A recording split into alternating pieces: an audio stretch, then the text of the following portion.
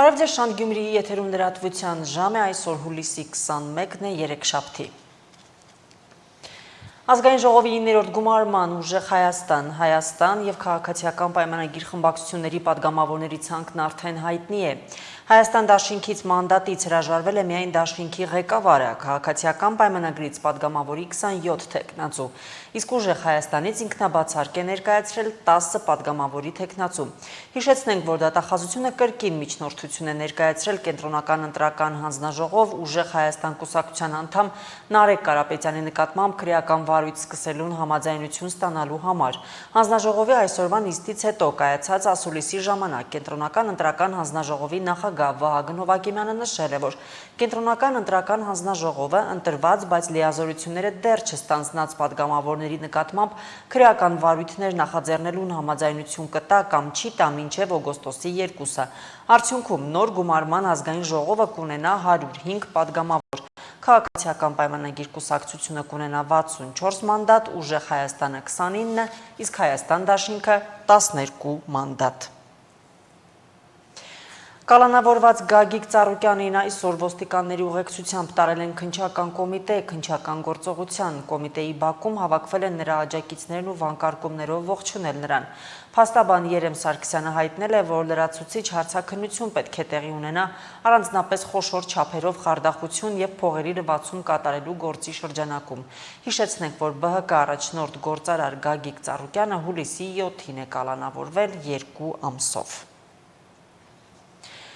Գյումրիի քաղաքապետի տեղակալ ու քաղաքապետի պարտականությունները կատարող Ավետիս Առաքելյանը պատգամավորի մանդատը չի վերցնի։ Այս մասին հայտարարել է լրագրողների հետ զրույցում։ Հիշեցնենք, Ավետիս Առաքելյանը ուժեղ Հայաստան կուսակցության ընտրական ցուցակի առաջին տասնյակում էր։ Եթե նա գնար խորհրդարան, սա կնշանակեր, որ Գյումրիի ավականու կազմից պետք է ընտրվեր մեկը, ով կկատարեր քաղաքապետի պարտականությունները։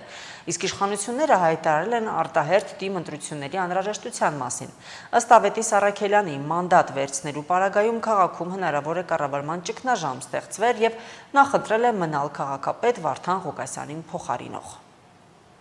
Պատգամավորի մանդատ, թե փոխքաղաքապետի և համատեղությամբ քաղաքապետի պարտականությունները կատարողի պաշտոն։ Այս ընտրության առջև է կանգնած եղել Ավետիս Առաքելյանը խորհրդարանական ընտրությունների մանդատների բաշխումից առաջ։ Այս ընտրությունից էր կախված նաև այն, թե արդյոք Գյումրիում թիմ իշխանությունը կփոխվի կամ քաղաքապետի պարտականությունների կատարողը այլ անձ կլինի։ Ավետիս Առաքելյանը որոշում է կայացրել, մնում է Գյումրիում, չի գնում օրենսդիր։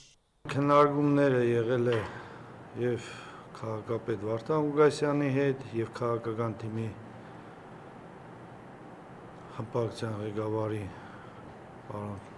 Նարեկ Կարապետյանի հետ և վերջնական որոշումը միանշանակ իմն է եղել։ Եվ ես գտել եմ, որ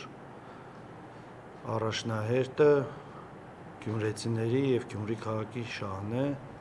և այս պահին տեսնում եմ, որ կարող է և այնպես պատահեր, որ կոլապսի ենթարկվեր քաղաքը, որը անընդունել էր և ինձ համար, և մեր քաղաքական թիմի համար։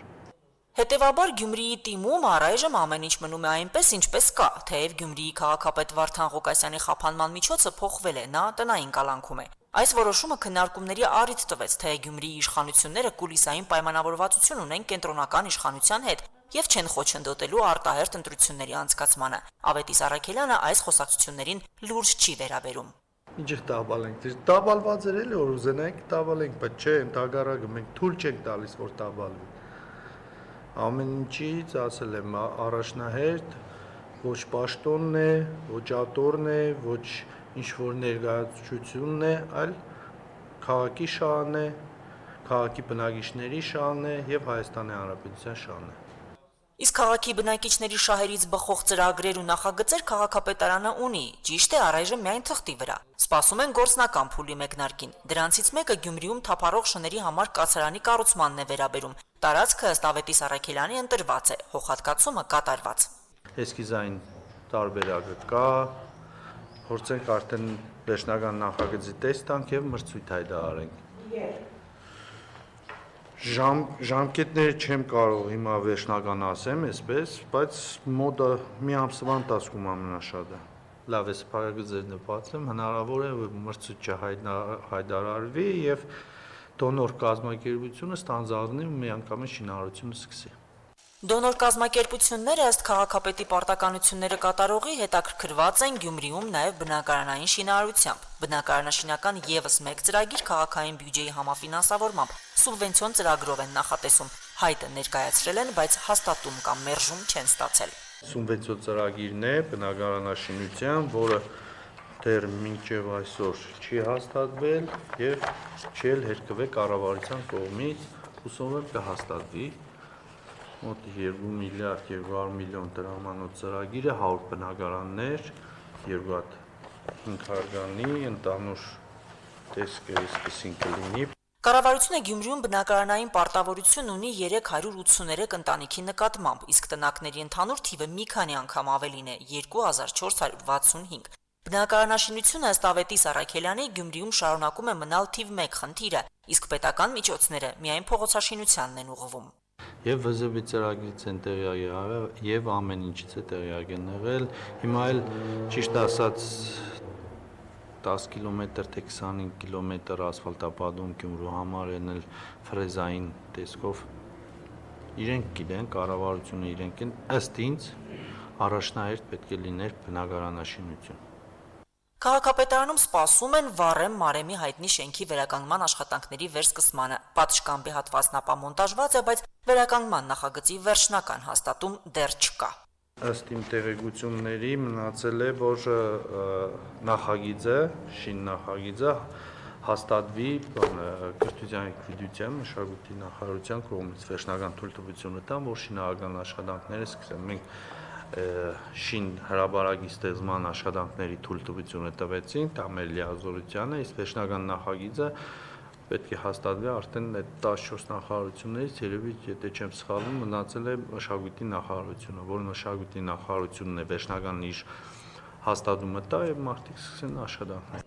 Գյումրիի ավականին արձակուրդից կվերադառնա սեպտեմբերին, ավականու կազմում փոփոխություններ են սպասվում։ Քաղաքացիական պայմանագիր խմբակցությունից օրենսդիրում մանդատներ ստացողներ կան։ Նրանք ավականու մանդատից հրաժարվելու համար մեկամսյա ժամկետում պետք է դիմում ներկայացնեն։ Լուսինե Հայրապետյան, Արարատ Ծատուրյան, Հորիզոն։ Հայաստանի ցանցերի ղարց մասնաճյուղի տնօրեն Գյումրիի ավականու քաղաքացիական պայմանագիր խմբակցության ղեկավար Սարիկ Մինասյանը ավականու անդամի լիազորությունները դադարեցնելու վերաբերյալ դիմում է ներկայացրել։ Այս մասին նա գրառում է արել Facebook-յան իր էջում, նշելով, որ իր քաղաքական գործունեությունը շարունակելու է որպես ազգային ժողովի падգամավոր, ավելի լայն լիազորություններով եւ մեծ նմիրումով մշտապես լինելու է Գյումրու եւ գյումրեցիների կողքին։ Բուլվարային թաղամասի նախկին ռադիոգործարանի հանրակացարանային մասնաշենքի վերակառուցումը քաղաքի բյուջեի միջոցներով իրականացվող այն ծրագրերից մեկն է, որը դեռ շինարարական մրցույթի փուլին չի հասել։ 7 ամիս անց շինարարության նախագծի մշակումն են ավարտում։ Մասնակի վթարային շենքի հիմնանորոգումը առայժմ միակ բնակարանաշինական ծրագիրն է տեղական բյուջեի ֆինանսավորմամբ։ Բնակեցված նախկին հանրակացարանում ապրում է 9 ընտանիք, որոնց ժամանակավոր բնակտարածքի ապահովման հարցի լուծումը ևս քաղաքապետարանի խնդիրն է։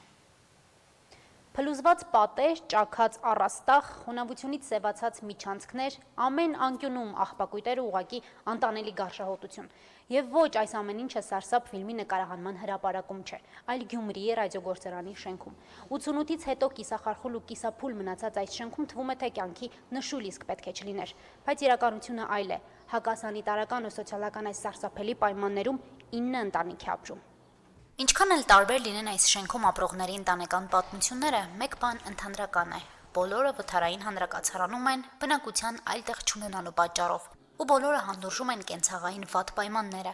Քաղաք մտնող ելնող մարդկանց աչքից հեռու շենքում առնետներ են վխտում, փտած տանիքից անձրևներն են սենյակները քայքայում։ Պատերի ու առաստաղին կոսմետիկ ձև են տվել պոլիէթիլենային տոպրակները։ Առավոտն են թափեքելել է, Էլա երորդ հարգնել թապիտը դեղել են տաշտմաշտերելի, որ չկատային է կատակ, Տիկին Սիլվան այս շենքի ամենահին բնակիչներից է, 37 տարի որդու հետ ապրում էր հանրակացարանի մեկ սենյակում, ոչ ջուր կա, ոչ սանհանգույց, ոչ խոհանոց, անմարդկային պայմանները քայքայել են որդու առողջությունը, անբուժելի հիվանդությունից տղային կորցրած մայրը 2 տարի է մենակ է այս 4 պատերի մեջ, ինքն էլ առողջություն չունի։ Կարշների հետ, ամենս լավ է որ, խունավարիչը։ Հանրակացարանային շենքը պահպանություն չի տեսել, տանիքը վաղուց է փտել, կենցաղային որևէ հարմարություն չկա։ Մասնակի վթարային շենքում երեխաներ են ապրում։ Տիկին Գալյան 7 տարեկան թոռնիկին է խնամում։ Շիշ, ալյումին ու մետաղի ջարդոններ է հավաքում, հանձնում, որ հոգա ամենօրյա կարիքները։ Ուր է տամ ազիջան, պաժարին տնեի կործարինք, ընկանք թապարագան, շտահի յանի տեղեկան կավրել էս իջան, 20 տարի։ Շենքը հիմնանորոգելու մասին խոսք ու զրույց 9 ընտանիքների հետ նորից շաբաթներ առաջ է եղել։ Քաղաքապետարանից մարդիկ էլի եկել են, ասել, որ շենքից իրենց հանելու են։ Ուր են գնալու ու առաջարկը վարձով տեղափոխվելն է, մինչև շենքում շինարարությունն ավարտվի։ Իսկ վարձակալության գումարները քաղաքապետարանն է հատկացնելու, բայց բնակիչները կասկած ու մտահոգություն ունեն, որ փոխհատուցումը ժամանակին կլինի։ Մեր վաղտասեցիլը վարձը վրտանյանի մեզ տաներ սաղիս, օբշի, իշկան բնագիշկա։ Գումարը վճարամատերպերություն է։ Բնականաբար քաղաքապետարանը պիտի ազատի այդ 9 բնակարանները, բնակ պաշտպան բաժինին նաև կհանձնարարվի ժամանակավորապես թվովին ընտանիքների բնակարանային ապահովման հարցը ժամանակավոր, մինչև կառուցապատումից հետո որոշակի այդ 9 ընտանիքին հատկացվեն նոր բնակարաններ։ Հանրակացարանի վերակառուցման նախագիծը 7 ամիս առաջ են սկսել, ավարտական փուլին են հասնում։ Քաղաքի բյուջեից 5 միլիոն դրամ է ծախսվել նախագիծ կազմելու համար։ Իսկ շինարարի մրցույթին հողօգտագործման եւ քաղաքաշինության բաժնի պետի ժամանակավոր պաշտոնակատարը հույս ունի, որ 1 շաբաթվա ընթացքում հերթ կհասնի։ Շենքի 4 հարկերն էլ որոշել են պահել, ապա մոնտաժումից հրաժարվել են։ Սկզբում նախատեսվում էր վերին 4 հարկի ապամոնտաժում, բայց նախագծողների հետ համատեղ աշխատանքի արդյունքում պարզվեց, որ հնարավոր է նաև վերին հարկը պահպանել, ուղղակի ամրացման վերանկանոնման աշխատանքներ իրականացնել ու ունենալ այդ 51 բնակարանները։ Երկու անձով մեկ ընտանիք էլ հանրակացարանի դիմաց նույնատիպ երկվորյակ շենքում է ապրում։ Նախկինում ուսումնարան է եղել այն, քաղաքապետարանի հաշվեկշռում չէ եւ համարվում է պետական սեփականություն։ Քաղաքապետարանում այժմ փաստաթղթավորման գործընթաց է ընթանում այն համայնքին փոխանցելու ուղղությամբ։ Հասմիկ Թումասյան, Արարատ Ծատուրյան, Հորիզոն։ Հուլիս ամսվա ընթացքում սահմանված կարգով կնշանակվի Արարատ ցեմենտի կառավարիչը, հայտնել է էկոնոմիկայի նախարար Գևորգ Պապոյանը։ Մինչ կառավարիչի նշանակումը նախարարը հորդորել է ընկերության բոլոր աշխատակիցներին բարեխղճորեն եւ պատասխանատվությամբ կատարել իրենց աշխատանքը, որպեսզի հետագայում չառաջանան օրենքով սահմանված կարգով աշխատանքից ազատման կամ վարչական ու քրեական պատասխանատվության ենթարկման հիմքեր։ Հիշեցնենք, հակակոռուպցիոն դատարանի որոշմամբ գլխավոր դատախազության միջնորդության հիման վրա Արարատ ցեմենտը հանձնվել է Հայաստանի Հանրապետության կառավարմանը, իդեմս էկոնոմիկայի նախարարության։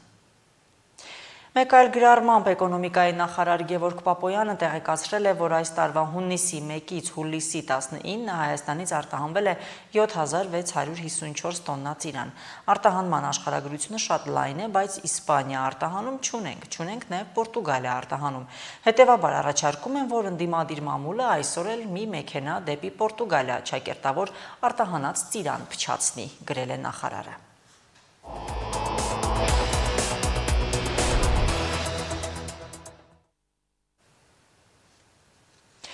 Քելբաջարի շրջանում այսօր ականի պայթյունից հերթական ադրբեջանցին է վիրավորվել։ Այս մասին հաղորդում է ԱՊԱ գործակալությունը, տեղեկացնելով, որ պայթյունի հետևանքով վնասվածքներ է ստացել Ղազախի շրջանի 40-ամյա բնակիչ Սարխան Իսքանդարովը։ Միջադեպը տեղի է ունեցել այն պահին, երբ Իսքանդարովը իր հոտն էր արածեցնում չականազերծված տարածքում, մանրամասնել է գործակալությունը։ Ըստ գործակալության միջադեպն արձանագրվել է Հայաստանի հետ սահմանից ոչ հեռու գտնվող Զեյլիկ գյուղի մերձակայքում։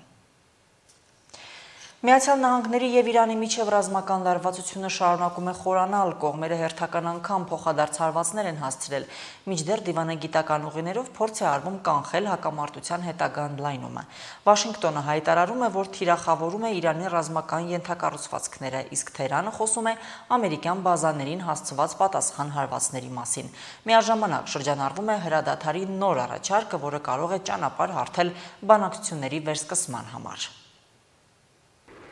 Միացյալ Նահանգների կենտրոնական հրամանատարությունը հայտարարել է, որ վերջին գործողությունների ընթացքում թիրախավորվել են Իրանի ռազմական հրամանատարական կենտրոնները, ռազմածովային օբյեկտները, հրթիռների եւ անօդաչու թռչող սարքերի արձակման կայանները, ինչպես նաեւ հակաօդային պաշտպանության համակարգերը։ Պայթյուններ են որոտացել Թավրիզում, Չաբահարում, Քոնարակում, Բանդար Մահշահրում եւ Բանդար Իմամ Խոմեյնիում։ Իրանական լրատվամիջոցների փոխանցմամբ Թավրիզից հարավ-արևմուտք մեկ մարդ զոհվել է, եւս մի քանիսը վիրավորվել։ Վաշինգտոնի պնդմամբ գործողությունների նպատակը ոչ միայն Իրանի ռազմական ներուժի թուլացումն է, այլև Հորմուզի նեղուցում միջազգային ավագնացությանը սպառնացող վտանգների նվազեցումը։ Կենտրոնական հրամանատարությունը նաև վստահեցնում է, որ աշխարհի կարևորագույն ծովային ուղիներից մեկով առևտրային նավերի երթևեկությունը չի խաթարվել։ Կենսական նշանակություն ունեցող միջազգային ծովային այս միջանցքով առևտրային նավերի տարանցումը շարունակվում է։ Մայիսի սկզբից ի վեր Միացյալ Նահանգների կենտրոնական հրամանատարության ուժերն ապահովել են շուրջ 900 առևտրային նավի եւ մոտ 450 միլիոն բարել հում նավթի անխափան տարանցումը։ Իրանը հայտարարել է պատասխան գործողությունների մասին։ Թեհրանի պնդմամբ հարվածներ են հասցվել Մերձավոր Արևելքում տեղակայված ամերիկյան ռազմական բազաներին։ Թիրախների թվում ըստ իրանական կողմի եղել են Քուվեյթի, Բահրեյնի եւ Հորդանանի տարածքում գտնվող ամերիկյան օբյեկտները։ Միաժամանակ Թեհրանը շարունակում է պնդել, որ իր գործողությունները պատասխան են ամերիկյան հարվածներին եւ ուղղված են տարածաշրջանում ԱՄՆ ռազմական ներկայության զսպմանը։ Լրատվամիջոցների փոխանցմամբ իրանական ուժերը հարվածներ են հասցրել Հորմուզի նեղուցով անցնող նավային երկու լցանավի։ Միաժամանակ Թեհրանը շարունակում է պնդել, որ իր գործողությունները պատասխան են ամերիկյան հարվածներին եւ ուղղված են տարածաշրջանում ԱՄՆ ռազմական ներկայության զսպմանը։ Ռազմական լարվածության ֆոնին կոշտ հայտարարությամբ է հանդես եկել ԱՄՆ նախագահ Դոնալդ Թրամփը։ Նա նախազգուշացրել է, որ եթե Իրանը սպանի որևէ ամերիկացի զինծառայողի, դրա համար բազմապատիկ ավելի բարձր գին կվճարի։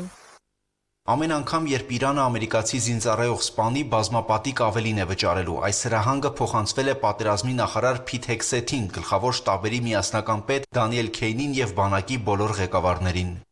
Թրամփը նաև հերքել է Թեհրանի պնդումները, թե ամերիկյան հարվածների հետևանքով զոհվել են խաղաղ բնակիչներ, ընդգծելով, որ ԱՄՆ գործողություններն ուղղված են բացառապես ռազմական թիրախների դեմ։ Ռազմական գործողություններին զուգահեռ շարունակվում են նաև դիվանագիտական փորձերը։ Միջնորդները Թեհրանին եւ Վաշինգտոնին ներկայացրել են դեէսկալացիայի նոր առաջարկ, որը նախատեսում է 10-օրյա հրադադար։ Նախաձեռնության նպատակն է վերականգնել անցյալ ամիս ձեռք բերված Իրան-ԱՄՆ միջանկյալ համաձայնությունը եւ կողմերին վերադարձնել բանակցային գործընթաց։ Աքսիոսի տեղեկություններով Թրամփի վարչակազմն ուսումնասիրում է առաջարկը եւ Իսրայելին կոչ արել խուսափել այնպիսի քայլերից, որոնք կարող են փակել դիվանագիտական լուծման հնարավորությունը։ Ռազմական գործողությունները շարունակվում են, սակայն առայժմ փակված չեն նաև բանակցությունների դռները։ Արդյոք 10-օրյա հրադադարի նախաձեռնությունը կդառնա լարվածության նվազեցման առաջին քայլը, թե տարածաշրջանը կբախվի նոր էսկալացիայի, կարող է պարզ դառնալ արդեն առաջիկա օրերին։ Անահիտ Հակոբյան, Հորիզոն։ Այժմ լրահոսը եւս սպառված է, նորությունների հետևեք մեր հաջորդ թողարկումներում։